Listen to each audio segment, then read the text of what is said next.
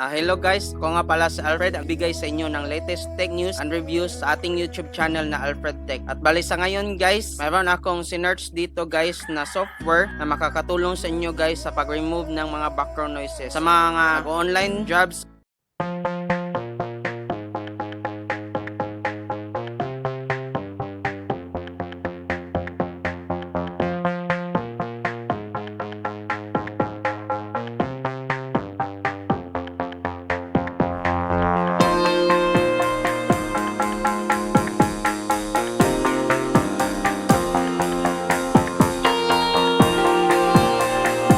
Nagre-record ng music, malaki yung maitutulong sa inyo nito guys. At yung software na to guys is itong Crips. Bali sinasabi dito guys, Crips is world's #1 noise cancellation app. Kapag wala kayong internet connection guys, is hindi na siya magagamit ng maayos. Kailangan guys, kapag gagamit kayo ng Crips is i-activate muna siya. Pero pag hindi nyo pa siya na-activate guys, is kailangan magbigay muna kayo ng sample ng inyong boses guys para ma-activate siya, para malaman ni Crips kung ano ba yung kaibahan ng noise or background noise at saka yung boses nyo guys. Kailangan i-activate nyo muna to guys. Itong blue na to, kailangan nakalagay guys is voice cancellation is active. Kapag hindi siya active guys at kahit naka-on tong dalawang button na to guys, is hindi pa rin siya gagana. Kaya kailangan naka-activate siya muna guys. At itong microphone guys, kapag in-off nyo tong button na to sa baba ng microphone, is maririnig nyo yung mga background noises gaya ng pagtahol ng aso,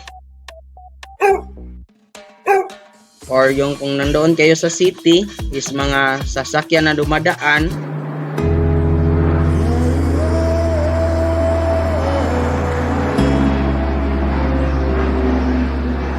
or sa mga sound system or yung mga speaker guys. Pero pag in-on nyo, hindi na siya sasama sa inyong mga video. Bali guys, itong sa baba guys ng microphone, itong cancel noise sa default speaker, kapag mayroon naman kayong kausap, maingay yung background niya, i-on nyo lang to guys para yung kausap nyo is marinig nyo ng maayos. At sana guys, nakatulong tong video na to. At please don't forget to like, share, and subscribe. At pakishare na din to guys sa mga kakilala nyo na mayroong mga online jobs para yung mga trabaho nila is magawa nilang ng maayos at hindi marinig yung mga unwanted noises or yung mga background noise. At salamat sa panonood guys, at hanggang dito lang muna. Bye bye guys!